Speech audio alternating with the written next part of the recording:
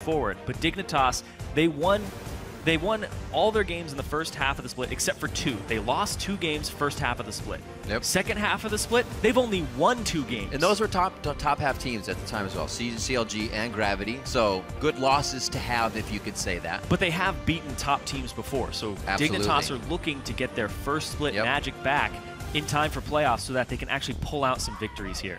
Quite a stark difference. 3 wins in that first half for NME here as they struggle to find the ground after kind of surging out of the Challenger Series and onto the scene. We'll see what they can do here in the final weeks of the LCS. The ban's on the board, a lot of crowd control being locked out here, and a bit of focus on the jungle with that in Italy over on Team Dignitas' side. I was actually having a conversation with NME before this, talking about how important top lane support and jungle synergy actually has become in the meta, because they're very 80 carry mid lane centric team, and being able to adjust that, because that was their challenger style. It worked for them where Otter and Inox were carrying games. It hasn't worked out for them in the LCS, and they're drafting some Engage to allow them to actually be able to play against a poke comp if Team Dignitas go for that. So very interesting here from NME that they're first picking the Sivir. Wow. Kog'Maw as well. The other side of Dignitas, keeping the Sivir away from Core JJ, and we've seen Sivir on the ban list a lot, so for her to get by, first pick for NME for sure. Yeah, and I like that they're drafting hard Engage on blue side. It stops you from picking up the poke champion on the red side, last pick, counter pick, and making sure that you have something to deal with it on blue side. They do draft the Kog'Maw flex pick between Shifter and Core JJ. Core JJ played it yesterday as AD carry, and they did a protect the Kog'Maw strategy with Rek'Sai in the jungle, but it didn't work out for them very well. They actually lost that game to Counter Logic Gaming, exactly.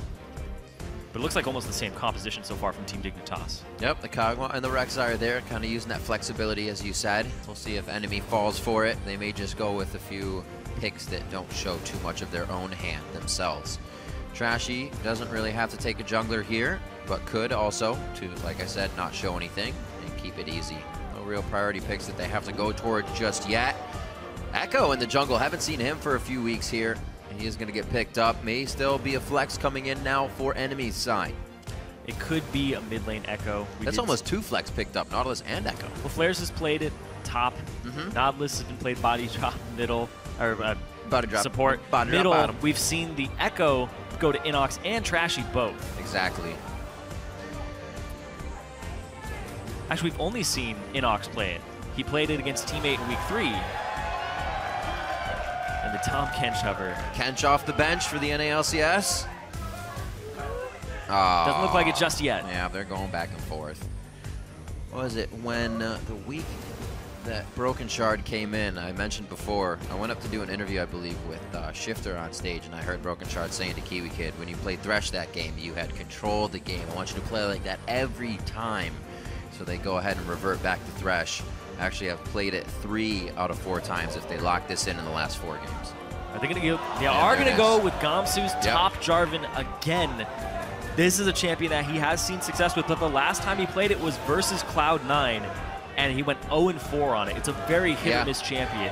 There's a lot of variance in it. You either take over the game, or you're going to be the reason that your team loses the game. Very Shia LaBeouf-esque in the room right now.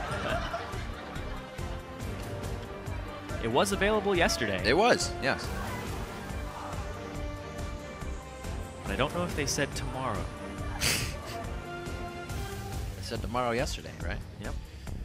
All right, so they are definitely taking their time, figuring out what could round out this composition. It looks like that might not be going to Shifter for the Kog'Maw. Figure they might want something else. You can poke people in the Cataclysm, that still works. What are they going to put together? 6 seconds on the side of NME eSports as they round it out. Probably a few picks to be switched here. The Riven gets locked in, and the Victor for the mid lane. So that is a support Nautilus and Echo in the mid lane. So, oh, actually, no. Wait. That's an Echo in the jungle. In the jungle, right. Yeah, that's what I confused myself. A lot of engage on this team, a lot of brawling and skirmishing power. Victor. This is a team that wants to run at your face. Now, this Riven top for Flares. Flares was near the top of the solo queue ladder. He was #1 at one point as a top laner. You don't get to that position as a top laner without carrying your team multiple times. Riven is in his top 3 of most played, Yep. and he can just dictate the pace of a game with that champion. Right now, though, Team Dignitas, they lock themselves into a Jarvan. So it's a Jarvan versus Riven top lane. This is very volatile, and whatever jungler you have, the Echo and the Rek'Sai, it's all about that 2v2 power early. Who can get that advantage in the top lane for that top laner? Both of them are actually fairly poor at lane swaps, too. So if they're dove That's a good point. 1v3, you just have to back off. Riven has a lot of mobility in her kit.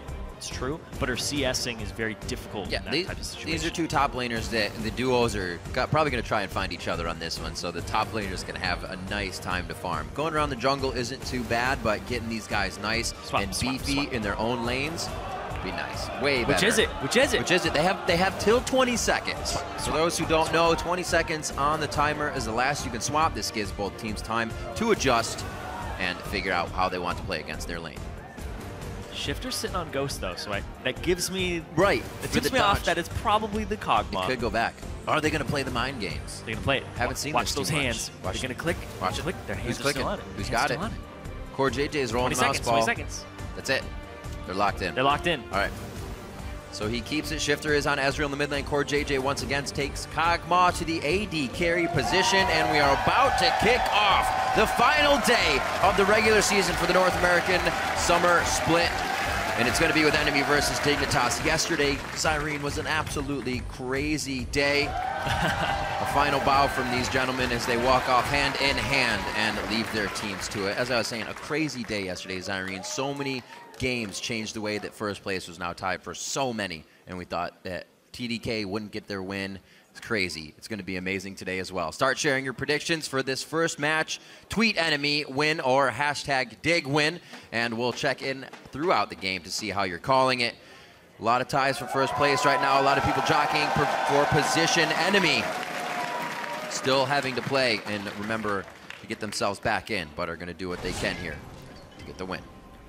And NME, you said jockeying for position. Well, they're jockeying for a possible tiebreaker against Cloud9 to see if they get selection of which challenger team to play in relegation. Something they know the importance of. Oh, yeah. Well, they got auto-promoted, but they did play through Challenger. They know the strength of that scene. Yep. And they've been trying to recapture their glory days of Challenger. Well, that's the thing. They avoided having to select somebody.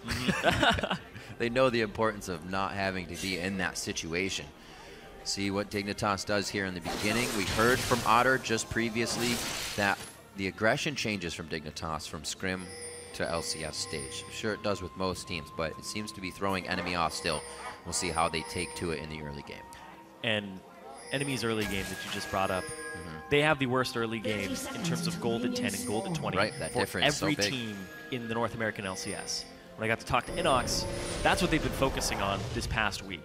They had a successful game against TSM in that regard, where they ended up going even at 10 minutes and 20 minutes, having a slight gold advantage. But it was against a team composition that turned on late game.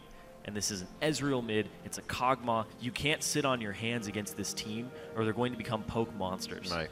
So you have to be very aggressive with this Riven, give this Riven an advantage in the top lane, and then snowball that. Inox has the Victor. He's able, as soon as he gets 1,000 gold, to clear the back wave. He puts a lot of pressure on the Shifter. If Inox can start getting out of the lane and moving into other lanes, then they're going to have a really good time in this matchup because of their team comp. This previous matchup, as we saw, went to Dig in week 5. Let's see how they can handle this one. Boards all the way on both sides. Looks like we will get that matched up lane. Be very nice for these duos, but everybody's going to be hovering the bottom side here to start. And it is going to be the 2-on-2 and 1-on-1. The 1-on-1 is what I want to keep my eye on here. Jarvan versus Riven.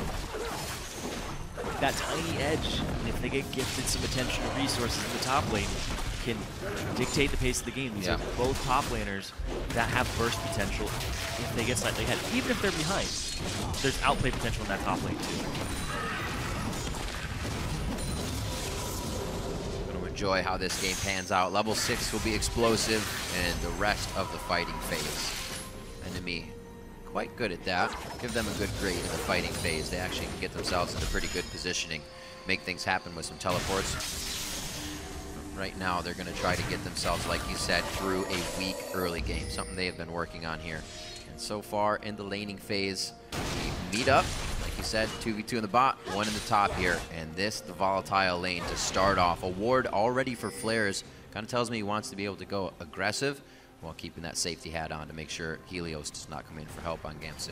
Flair's got fairly lucky as well. He didn't end up missing any CS, so they're actually exactly the same experience. Nicely played. Good timing to get himself across the map and set things up for an advantageous position. If he can get a level here, Gamsu may decide to go in, but he knows it's only one more CS for Flares, and they keep it safe. A little bit of jungle pressure from Helios towards the bottom, but it should just be for scuttle control. He'll get himself back into the jungle. Yep. And Flair's just going to try to use his E, his Valor, over and over again to trade, make sure that he can chunk or chip away at Gamsu. And here comes Trashy for the first gank top. He actually has a better way into this lane than he realizes. And Gamsu, if he starts using Q to CS, it's going to make it so he doesn't have an escape available to him. That's the weakness of the top Jarvan. Be very careful about using your escape. Oh, gank to the bottom lane from Helios. Gets flash on Otter already, wow. But up top at the same time, we do see Trashy. He's going in, doesn't get the stun. Ooh, Gamsu able to dodge out, holds the flag and drag as well. Lets enemy kind of go crazy there in the beginning and just plays it patiently. Also like to play in the bot from Helios, throwing out the Prey Seeker. Would have blown the shield from Otter, which is pretty much the reason why he flashed anyways. So getting out of that situation safe, but now having to play a little more careful with that flash down. Oh, Kiwi Kid. A little more careful. A little bit of a taunt here. He gets himself out. Won't be too much damage to take in lane. He should be all right. He's still got 3 biscuits. He's got 1 to spare over body drop, and he has the charges, so he's going to be fine. Top lane 26 to 21. Gamsu pretty much missing that CS off of getting pressured in the top lane here. Dignitas, much different team than what we saw coming into the summer, or spring split, I should say. A bit stronger, but the summer split grew as well, and they were beating, as we said, top teams in the first half of the split. It was a new Dignitas lineup. Start of the year, they didn't have Gamsu, they didn't have Core JJ, they didn't have Helios, just Kiwi Kid and Shifter. And they brought on all these guys, not Helios just yet, because spring split, they ended up having that jungler swap. They were trying to find what worked. They ended up being 1 game away from not being in the LCS anymore on Dignitas' side. One game away. One game. So crazy. Honestly, 1 play, and Kiwi Kid made that play Kiwi for Kid them. Alistar headbutt, pulverize. But then after that, they came back, summer split, changed junglers near the start, got Helios in, and they had this gigantic surge where they were beating top teams. Yeah. And that was with some of the changes, too, they saw throughout the entire season. A lot of these teams find a sub, and the sub hurts a little too much to keep things going. Inox, he gets the gravity field down, but he gets locked back as well. Good full team roam, pretty much, coming from Dignitas towards the mid lane to start things off. And Kiwi Kid, man, this guy is just all in charge of those playmakings. Yep. Him and Helios alongside each other, the shot callers, the guys who go back and forth and be very vocal on the team. Let's shut down Inox. Let's shut down this guy and give Shifter a lane where he's AP Ezreal. He's not feeling the pressure just yet. He's even in CS. Trashy though. Helios, is he even looking? Oh, he gets the phase dive in. Time Winder goes out. Flares gets exploded by the initial damage. They trade 1 for 1. Gamsu's going to be locking down Trashy. May be able to get the ult in, but doesn't actually want it. Does not actually know where Inox is coming from in the lane, but plays back and forth. That's 2 kills for Dig. They do get Gamsu going a little bit, and we said once that lane goes one side, it could get bad for the other player. Flares didn't even get an assist on that. That's the bad part for NME. It was just a flat kill, so more gold going over to Dignitas. Good point, sorry. Overall, just off that play. But Trashy wants more. Parallel convergence. No mana.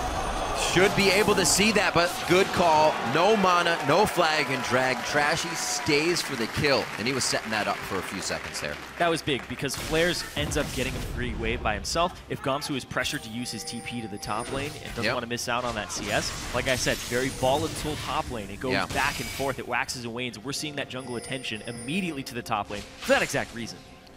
So a little cooldown and pen going in for Gamsu. There's the choice TP. For Pickaxe coming in from Flares. And he does have to get to the top lane. So TP down for Gamsu now. TP up for Flares could be a big play there now that we have 6 on those top laners with their ultimates up. A little bit of pressure to body drop as he's getting pushed out of his jungle during his roam from top to bottom. Still trying to set up plays and wards for the team to keep Inox safe. Flares goes hard, gets the stun down, but he also gets stuck in. His dash going to come up soon. He's able to get out of Cataclysm, but he cannot fight Gamsu right now. He had flash still. He's being super conservative about using his summoners. This means that Flares most likely has a play in mind for some place on the map, but he's not going to be able to do it anymore. He's probably going to have to TP top now, use that just to catch waves so he doesn't even fall further behind. That was big. I don't know what Flares was doing. He was waiting on the E, and it's just not worth it at that point. Nice hook. Causes body drop to go all in. You kind of think if Flares can dodge a few of the Q attacks, there's the TP, then he might be able to win, but yeah, staying so close, just taking all the damage. Seems to have misplayed it a little bit, or thought he was a little more powerful with the pickaxe buy to come back, maybe just straight up. Well, pickaxe versus brutalizer. Brutalizer's going to win right. every day. It's got the same damage as pickaxe, more cooldown reduction, armor pad. I don't know what he was thinking when he went in for those trades. And it looked like he initiated them too. The ultimate would pretty much get him in the win of the fight, maybe. Yeah, when you use all 3 of your Qs on Riven, you're not going to be able to get out of the ultimate, especially if you just used your Valor. Yeah. So we'll see if he can keep his head on straight. Just a few plays back and forth, but he is 0-2-0, and it becomes a tough game when Riven cannot get herself going. To the bottom side of the map, Helios uses the farm alarm to get into position here. Looks like they may just try to trade over blue, and then maybe get something to save this bottom lane. Still 3 pressure coming in from NME as they wait patiently to try and get a kill on top of the core JJ here. Yeah, Otter has that farm advantage though, so it is ballooning a little bit for them. The problem though is the late game scaling. And look at this, Helios caught it. Oh, they got his E! He doesn't have it. No flash either. NME being the aggressive team here. Otter was saying he wasn't sure how to gauge Dignitas' aggression, but I guess you gauge it by doing the same thing. Helios ended up using his tunnel as the knockup was coming through, so it interrupted the tunnel and stopped the move block. No flash available. That puts Dragon on the table for NME. Helios out. They know where the pressure is on the map. Don't even have to call down flares. Really good things for the start of NME here. And while it still comes to be 10 minutes, they're down in gold. They're closing a bit of the gap that they usually are near 1,000. They've cut it in half. There's still a lot more potential here for them to get in this game. But it's still so concerning. All the kills are onto Trashy, the jungler, onto Echo. That's a good point, looking down at it. There's no assists onto Flares. There's 1 on both of your support and AD carry. The gold distribution here is not ideal, whereas you look at Dignitas and they have a decent amount on Gamsu. Gamsu's sitting in that lane 24/7. That's the difference between having kills on your jungler and your top laner, is your top laner is always using that gold and those combat stats to fight against another force. Jungler, that gold comes out of lanes and goes to other ones. Lantern though, looking for body drop. They're not going to find him. Trashy's off on the wings. It doesn't look like they want to take this though. But back to my point, having all the gold on a jungler means your jungler has to be very active and get that gold into lanes. It's now on him. Trashy's got to make moves. Usually on that Gragas and Rek'Sai play, he's more than used to getting his hands dirty, getting into the action here. Yeah, you have to have presence because this Jarvan is always going to beat his head against this Riven, and he's got 2 kills up, he's got 13 CS, and that CS advantage is only going to grow because he gets to zone him out because he never has a chance to fight from enemy side. Punishing Gamsu here. We're going to say it was one or the other. Flares was either going to get this lane or Gamsu was again going to have a troubling Jarvan game here. It seems like he's got enough help from Helios and really a solo kill in his lane to keep things going. Top lane pressure is going to happen now for this turret. Start to open up the map finally. Usually in those swap lanes we'll get these turrets down already and things are moving, but this is just time to really set it up. They're going to light the barbecue here. Shifter. If it hits, that's the go sign. Oh! Not going to be able to do much body trap, but he gets caught in. Gamsu actually breaks the Cataclysm quick so everybody can get to their target. A nice Lantern out, and they choose correctly to get out of there with body drop and no more vision on the rest of enemy. Good plays by Dig here to get themselves in the lead. They're picking on Flares. Flares' performance in these last few games have not been good at all. 1-4 on Nautilus, 0-5 on Fizz, 2-7 on Maokai, and then you go even further back, 1-5 on Aurelia, 0-5 Nautilus. Ever since their win against TDK, Flares has been in a gigantic slump, and they seem to be preying on that on Dignitas' side. And another part about that play, when the True Shot Barrage comes by, it keys off Go, and Shifter gets an assist off the back of it. The gold distribution that Dignitas is getting here is really helping them get to that point where they get past enemies early game, team composition, Riven shut down, Jarvan's now online, has full pressure in that lane, and then eventually Ezreal, just by being Ezreal, is going to have pressure in this lane, and then Kog'Maw will have pressure. You just have to wait for these spikes, and Dignitas is doing a good job of doing that. He was able to stay incredibly safe in lane the whole time. 2 assists for nothing is pretty good for Shifter. He's been able to keep pretty equal CS with Inox throwing lasers down in that mid lane. Enemy now trying to take a little bit of control back in this one. Really need to get some of those damage dealers more kills. Inox and Flares hopefully able to join a few of these fights soon. Towards the top side, we're going to see more action. They saw the ward cover Trashy leaving, so Helios makes his way up. And the ward coverage from Dignitas, since they had full control of that top side, is now theirs. They get to dictate everything that happens in that top lane. Nothing happens without eyes on that top lane from Dignitas. It's like they even see Trashy come into this lane. They know this is a 2-on-2. And they're still going to pick it because they have a gold advantage. Yomu's Ghostblade completed versus a Brutalizer pickaxe on Flares. Look how aggressive Gamsu is being. Saying, yep, I got this gigantic Winion wave. Nobody's going to fight him in that anyways. So they're going to see him in the ward. And ping the mid lane here. Looks like we're going to have Inox trying to push that wave he's telling them. Will they try to do anything? Now it's Trashy in the brush that Dignitas just got a kill on Flares in. There's a pink ward in there. He still hasn't cleared it yet. Nope. He will soon. There we go.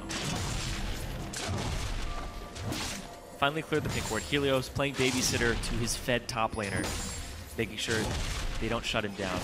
It's very predictable though. When you have a volatile top lane, you get an advantage. You know they want to fight you. They got volatile too fast because it slowed down. He does in fact get the hook. Body drop has no escape on this one. Voidoo's keeping him in range, but Otter able to push them off.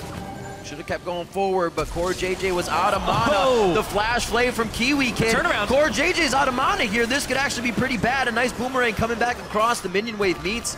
Too much disruption for the fight, and both teams don't want it anymore. Summoners all blown, but Core JJ's flash is still up on that side.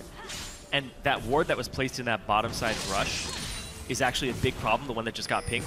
Because Gamsu has his TP, and they know Flares doesn't because he just used it, Gamsu has the potential to make a play on this bot lane. You cannot walk forward as Otter and Body Drop until you clear that ward out. Okay, Shifter picks up the Magi Soul Stealer. Looks like it's going to be a stacking game for Shifter's Ezreal in the mid lane this time. They're 15 minutes in. Him. And he is yet to stack it as he just bought it. Flares gets taken down the moment he is up. It seems like he cannot keep himself on the map because Dignitas is just prioritizing him over and over again. It's been a tough game for him. Oh, and they see that it's been a tough game for Flares. 0-4, shutting him down. Shifter has a Magi Soul Stealer already. Second item, AP Ezreal. I assume he's just going to start shooting his True Shot barrages off to the sides, getting assists, and trying to stack that up very slowly over time. But eventually, he's hoping for that 20 stack. Well, a good job by NME to keep themselves in here, stealing resources left and right, making sure Dignitas doesn't get big leads with little things. Otter's clearing out bot turret here. Start to open up the map just a little bit. When we get these 2v2 lanes, things really tend to slow down unless the jungle pressure becomes very big. Helios was able to do a bit of that. He has 3 kill participation out of the 5, so not too shabby for himself. 4 for Gamsu, so you can tell a lot of that action has just been in the top lane. For the blue. Not gonna get it. Little early. Always worth a shot though. But he gets to clear out the mid wave. Yep. So see how many Inox ends up losing for that. Infinity Edge to Triforce has just come out for the 80 carries as well, so a good burst there could be very, very useful at the first dragon, or second dragon I should say. Could be first for Dignitas. Oh, Flares. Oh, that Q damage. Flares keeps playing like he's ahead in this lane and just has an enormous advantage, but you're 0-4. You need to reel it back a little bit.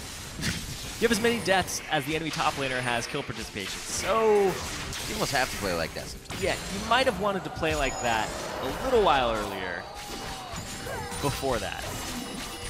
Because that top lane was equalized. The CS was very close for a while. Like I said, it keeps ballooning. Especially and there's the TP to the ward. That kill to come back. Still has ulti. Oh my word! Slam. That's the Tiamat coming in. Big damage. Gamsu's coming up big on the Jarvan once again for Dignitas here. 7-3, 18 minutes. They're going to start moving on to the Dragon. That's the type of play that they were looking for. They knew the TP was not up for Flares because they kept camping that top lane. And then they used Gamsu to make a play bottom off of Flares' back when he went for that awful trade top. Flares is honestly costing NME this game. Fortunate that it's true. It can't well, the selection of champion as well, in way of comfort, still very risky, because once this happens, you almost have no chance to come back. Save, you get everybody low health and you hit a beautiful wind slash come the next dragon fight, right? There's still that chance, but a very far off chance here with the way Dig is positioning, how they're entering fights, and the way they're taking consideration of everything. Players, once again, even though you're with the team, if you're the caboose still is not safe. You gotta be careful. Unfortunate there, he was just following Trashy, but Dig still all over him. Dig is kicking the puppy right now. That's just the gold bag in the top, and they just keep revisiting it. Trash is gonna go aggressive here. Don't know if they can actually get away with this. We'll see. Flash not up for Kiwi Kid here. He's gonna go down. Helios able to get out with Shifter. Chaos Storm not doing too much as there's not much AP on Inox just yet. Enemy is now struggling to get their core items finished here. Oh, Rek'Sai behind. Here comes the TP play. Rek'Sai is still behind them. They can turn on Helios right now. Flares is in. The full gap closer used by him to get into range. He's going to have to run towards the top side now. Everybody from Enemy onto Helios. Look at what Dig is now getting in the mid lane. Enemy's going to continue chasing. Inox has peeled off, understanding that they need to be cleared, as Body Drop is also making his way there. It's already gone, though. The map's even more opened up for Dignitas now. And Helios may just get an execute here. Minions could have kept that attack damage on him, but we'll see. And boop. Nicely played. He swims himself to safety, if you will. They get no kill. Nope. They use their TP, and they lose mid lane for that play.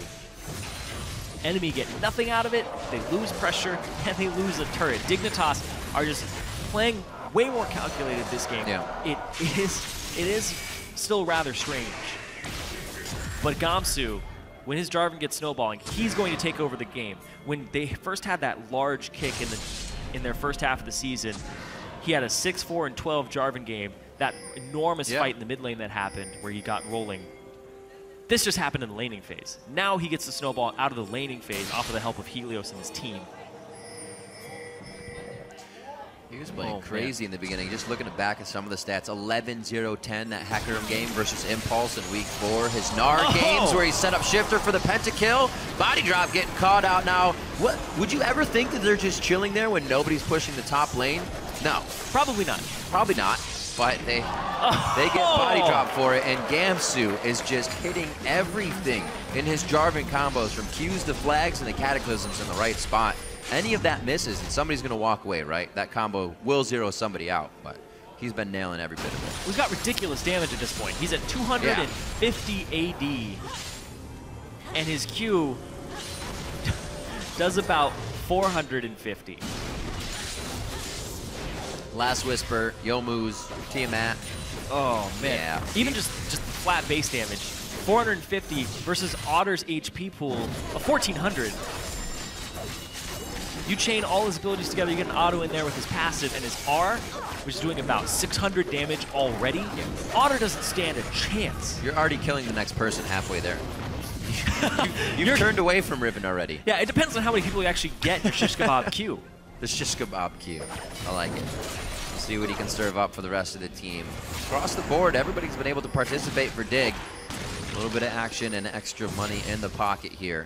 It means pink wards and more forward wards that are helping them. Trashy looking to get himself something and the team an assist here. That's going to be the depth charge that keeps Helios in place. Dig's looking to ping Baron on this. A lot of focus down to the bot side of the map, and they are on the worm. Bold call there, but nobody's going to be able to stop this. They don't even have globals available. The pings come out. Maybe it's happening, and it's gone already. 22-minute Baron for Dignitas. Second time they tunnel on to just but one Inox kill. He still has to check it. They don't have vision. On the wrong side of the map, too. What a dangerous path to walk through. Inox goes down there. Dignitas running amok on this one, doing everything they can to shut down a person if they see them. Make sure that turret goes down if it's anywhere near in front of them. And just to give an idea of how this game has been going. Oh, we get to follow it! I know there's at one point where it wasn't following it properly, and you only see him for a split second. That actually makes me happy. That's really cool. But oh, body drop. drop. Not going to be too happy. He did get the anchor toss but here's over to the Gamsu. wall. That means he get a bit of cooldown. He might be able to use it once again towards the Raptor Pit or get himself towards red. Raptor Pit grab. It's going to be Prey Seek. EQ. And, oh, he just gets the Riptide out. Time Winder's going to slow everybody down, but they speed it back up. Body drop still goes down, and they are going to get another kill. Like I said, once Dignitas sees somebody, they take that person down. And just to give you an idea of how this game has been going, Gamsu has participated in 9 out of the 11 kills. Pretty good. The next highest person has participated in 5 out of the 11.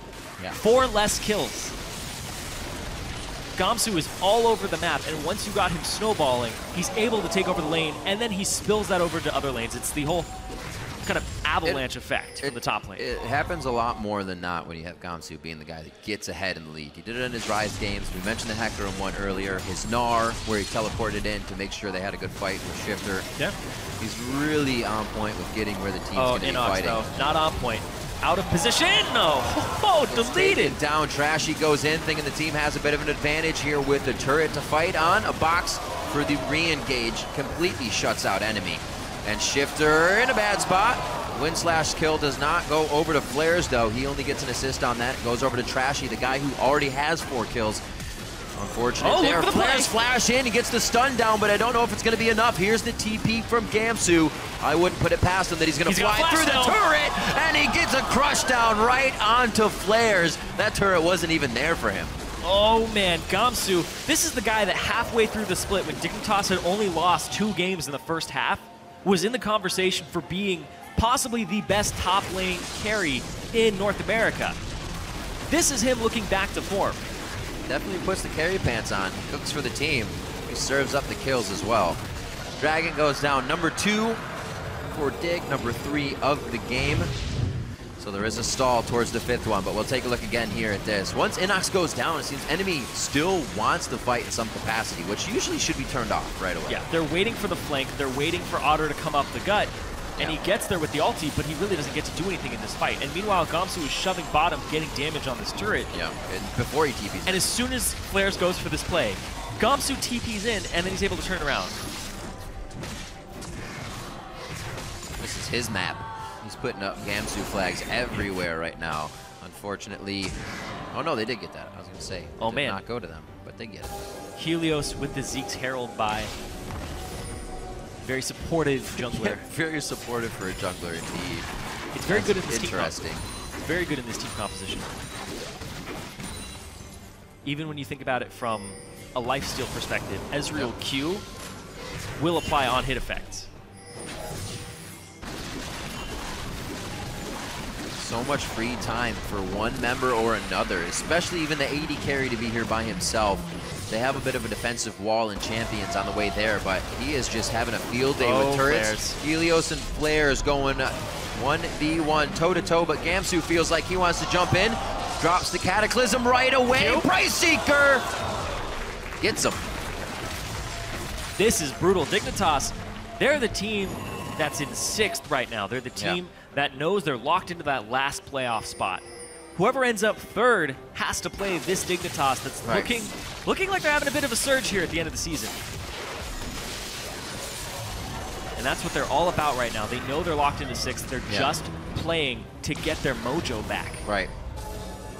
We also have to look at TDK, or enemies comp, I should say, and know that they came in picking champions. Also that they wanted to play this game. The Riven, a very risky pick. Flares knew that. Didn't pay off, so you kind of have to deal with that. He made his bed. He's going to have to sleep in it. Yeah, they had the goal of winning the early game, and especially against Dignitas' comp with Ezreal Kog'Maw, you'd think you'd be able to win the early game.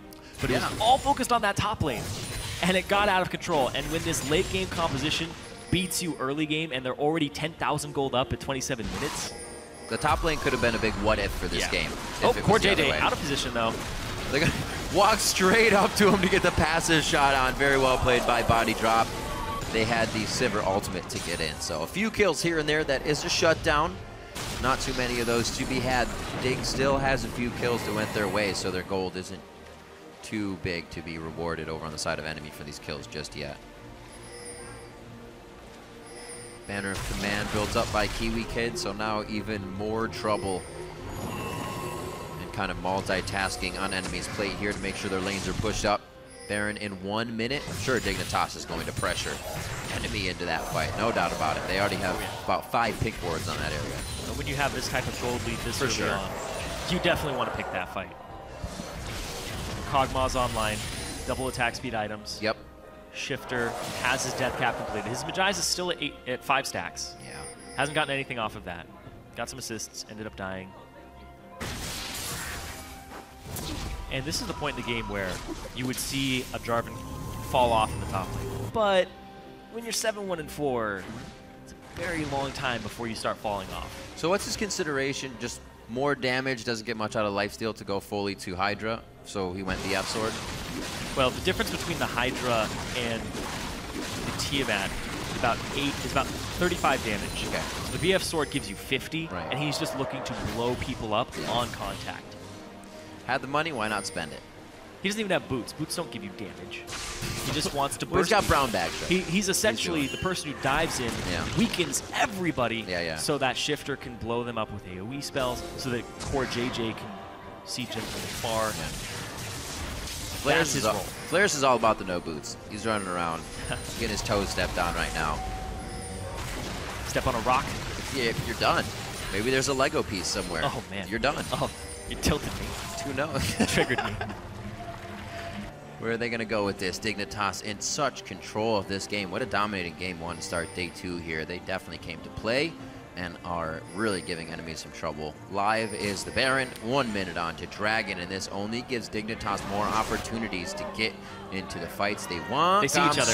Let's see how quick this is. There's the Yo moves, that's the hit. Hydras go off on both sides.